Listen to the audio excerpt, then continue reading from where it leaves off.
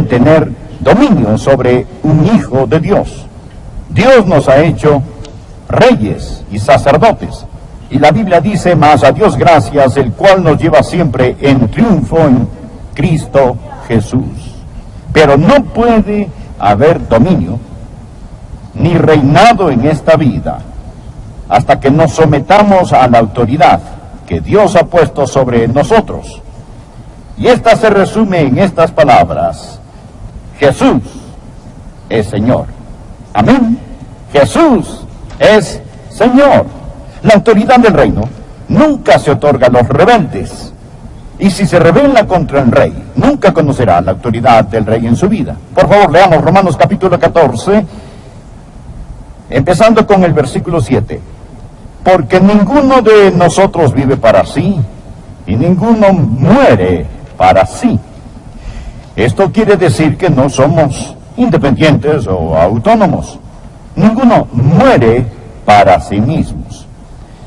Pues si vivimos, para el Señor vivimos, y si morimos, para el Señor morimos.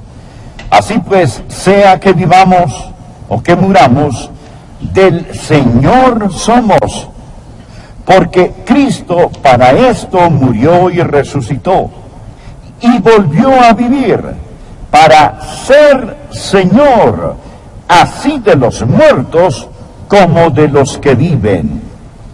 Pero tú, ¿por qué juzgas a tu hermano? O tú también, ¿por qué menosprecias a tu hermano? Porque todos compareceremos ante el tribunal de Cristo, porque escrito está: vivo yo, dice el Señor, que ante mí se doblará toda rodilla, y toda lengua confesará a Dios, de manera que cada uno de nosotros dará a Dios cuenta de sí. Lo que había pasado es esto: en la iglesia de Roma, los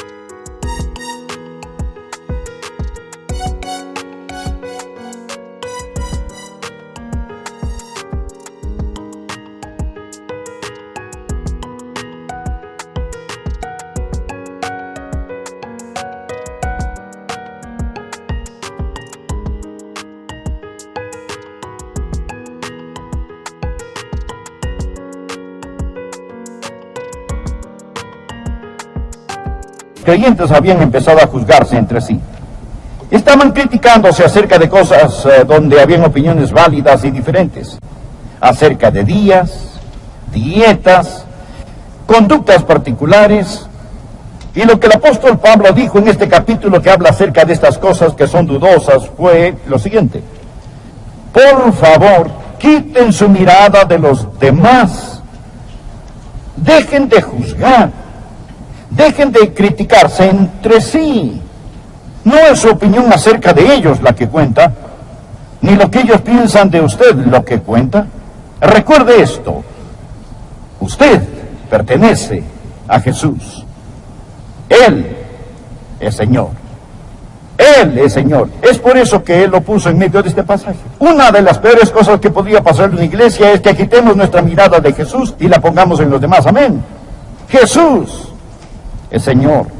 Si vivimos o si morimos, pertenecemos a Jesucristo, porque Él murió y resucitó de nuevo, y por eso Él es Señor. ¿Qué significa la palabra Señor?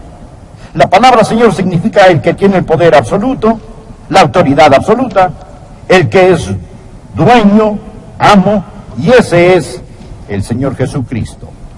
Permítame decir esto: la verdad fundamental del Nuevo Testamento es que Jesucristo es Señor.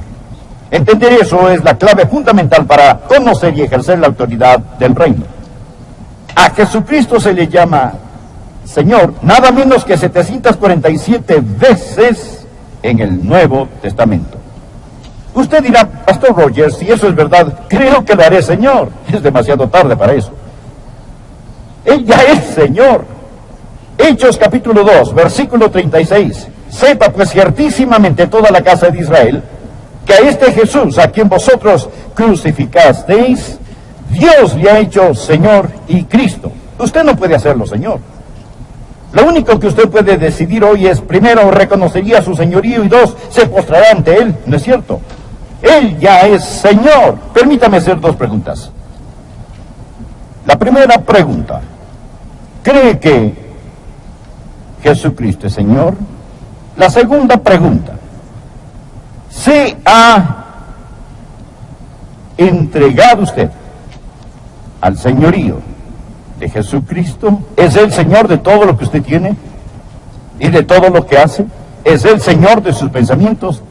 ¿Es el Señor de su lengua? ¿Es el Señor de su temperamento? ¿Es el Señor de su tiempo? ¿Es el Señor de su testimonio? ¿Es Él Señor? Ahora deseo que pensemos en tres cosas. En primer lugar, quiero que usted piense acerca de la demanda redentora de su señorío. Anótelo: la demanda redentora de su señorío. ¿Cómo afirma que es el Señor? Porque Él murió por nosotros. Mire el versículo 9.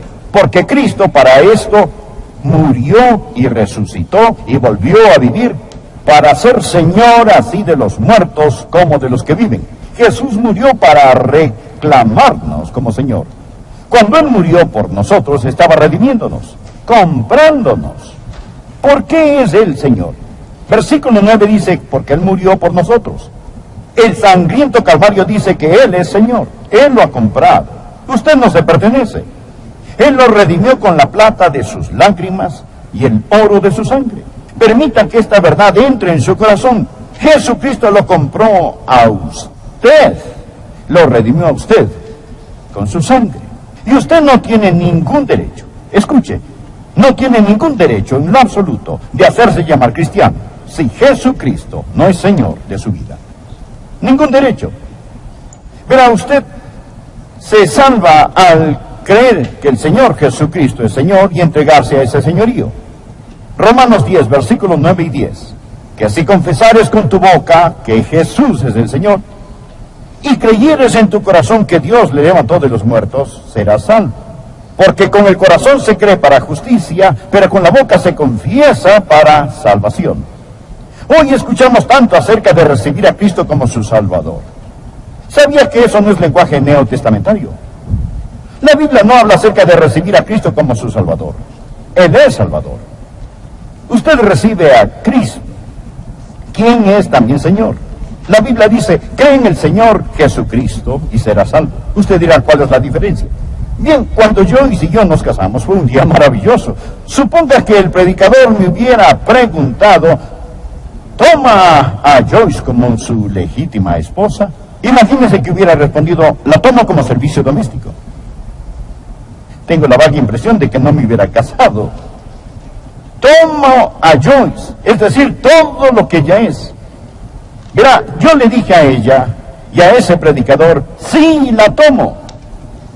Y he pasado varios años aprendiendo lo que hice. Ahora, yo di todo mi ser a todo su ser. No entendía de qué se trataba el matrimonio, aún estoy aprendiendo de qué se trata.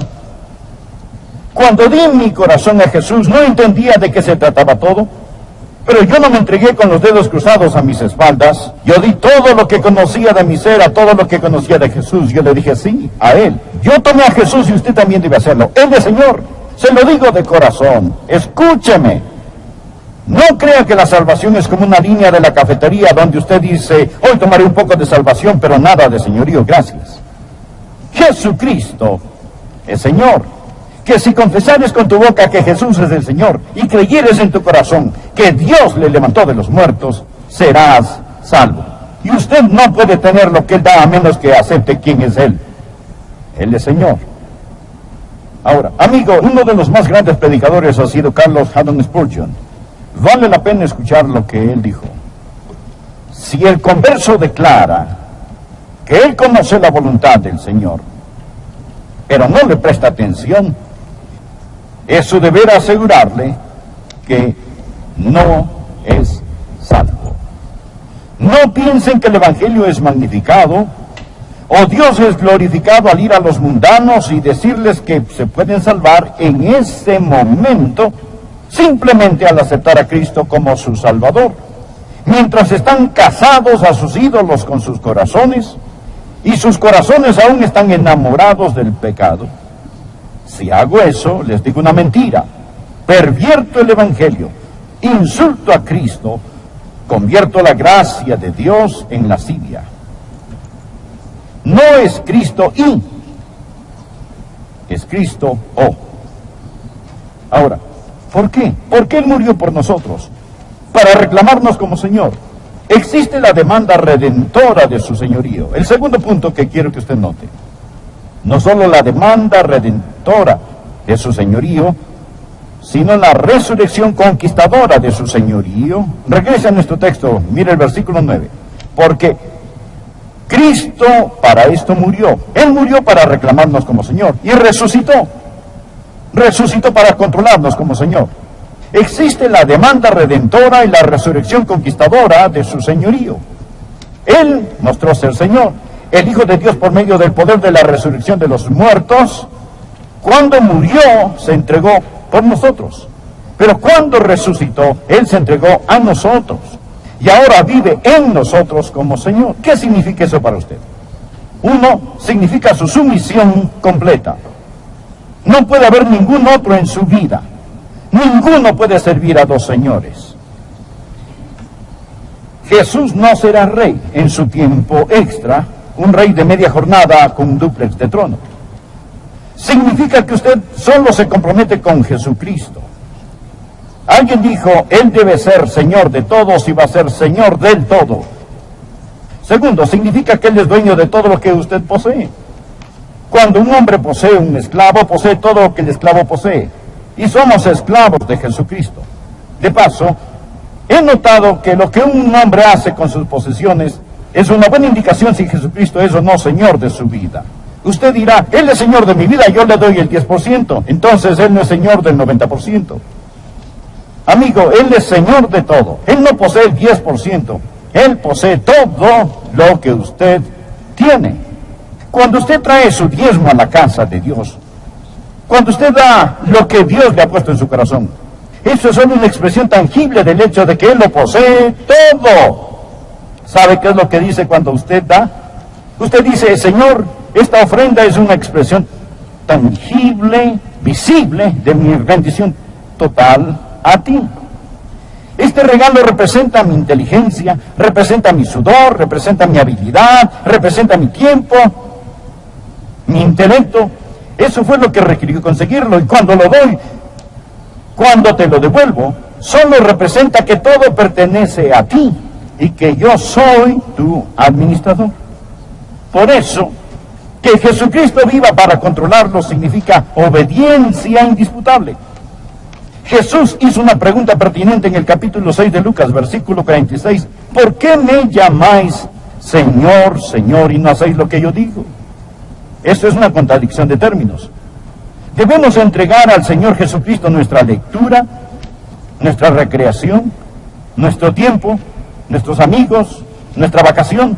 Todo lo que hacemos debe estar bajo su control. Usted dirá, Pastor Rogers, acaba de arruinar mi vida. Es decir, me acaba de excluir, no puedo ser yo mismo. Eso es terrible. ¿Quién sabe qué me hará si digo eso? Me arruinará.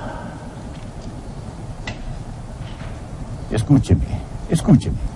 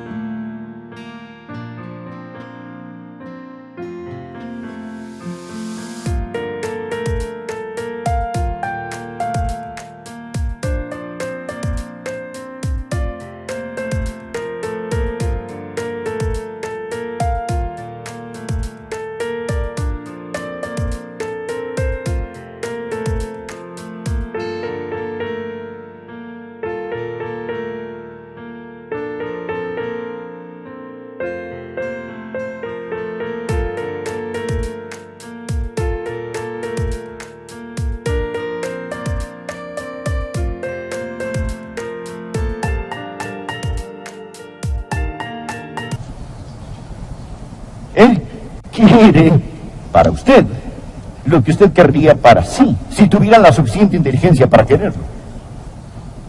Bien, aquí tenemos el tercer y último punto que quiero que vea.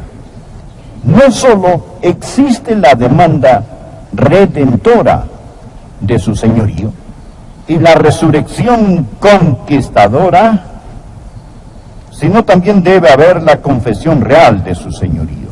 Pablo continúa diciendo en este capítulo que llegará el día cuando todos nos arrodillaremos y confesaremos que es Señor. El verso 11, porque escrito está: vivo yo, dice el Señor, que ante mí se doblará toda rodilla y toda lengua confesará a Dios. Usted confesará a Cristo como Señor. Verá, si no lo hace en este mundo, lo hará en otro mundo. Ponga en su margen Filipenses 2, versículos del 9 al 11. Me fascina esto. Habla de Jesús que dejó el cielo, caminó las polvorientas playas de Galilea, colgó en agonía en una cruz.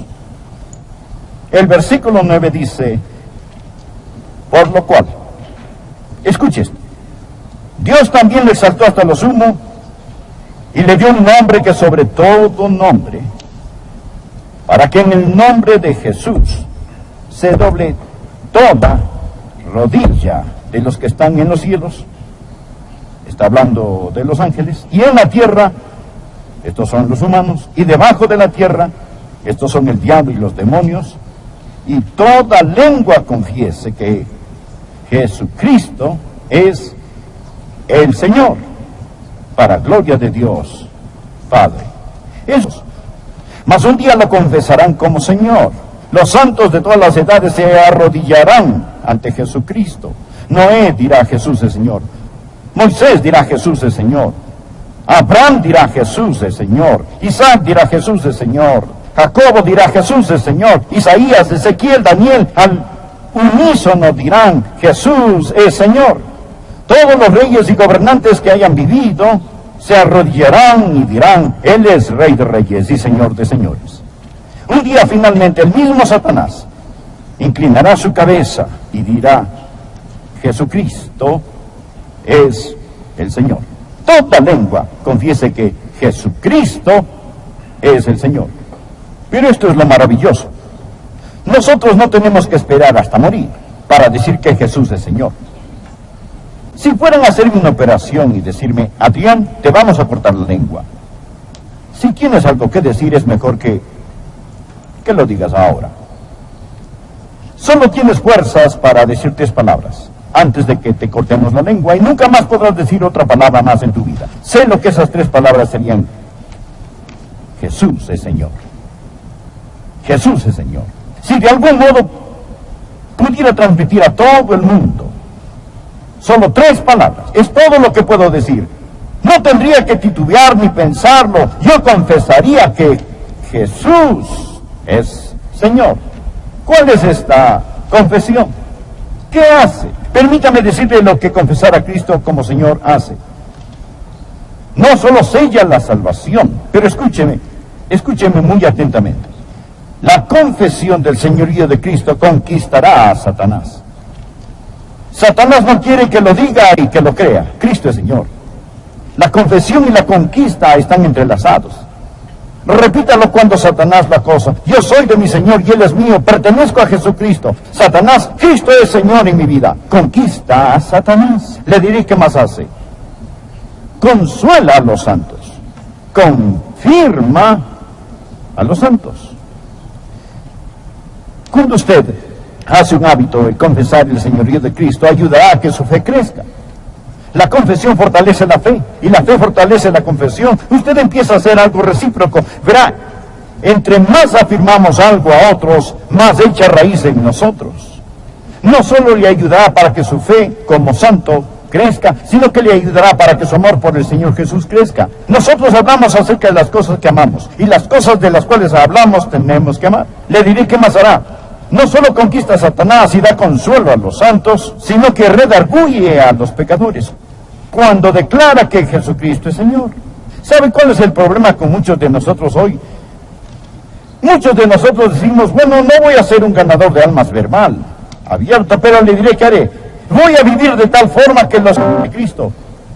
Y a menos que usted les comparte el Evangelio, no se van a salvar. De hecho, si ellos ven su vida y no entienden por qué vive así, usted está aceptando alabanza bajo pretensiones falsas. Y usted recibe la gloria en lugar de darle la gloria a Él. Pero cuando usted le dice a sus amigos, Jesucristo es Señor, y Jesús es el que me transformó, y el secreto de mi vida es Jesucristo, quien vive en mí, entonces, amigos, las personas van a reconocer sus pecados. Escucha, amigos, ¿quieren la autoridad del reino? ¿Le gustaría que Dios vierta su vida y su fuerza en usted? Permítame decirle que la autoridad del reino no es para los rebeldes. Usted nunca será sobre hasta que esté bajo autoridad. Usted debe estar bajo el señorío absoluto de Jesucristo. Y no se avergüence de este, ni le tenga miedo. Uno de estos días toda lengua confesará, toda rodilla se doblará y confesará. ¿No cree que ya es tiempo que lo confesemos? Escuche, amigo. ¿No cree que ya es tiempo ahora mismo que tengamos un servicio de coronación? En este momento, en su corazón y en su vida, doble su rodilla y diga que Jesucristo es Señor. En todo corazón y en toda vida humana existe un trono. Si el yo está en el trono, Cristo está en la cruz. Si el yo está en la cruz, Cristo está en el trono. ¿No le gustaría tener un servicio de coronación y decir, Jesucristo es Señor de mi vida? Y entonces, amigo, cuando usted se enferme y llegue la hora de morir, cuando las aguas de la muerte mojen sus pies, ¿no sería maravilloso decir Jesucristo es Señor?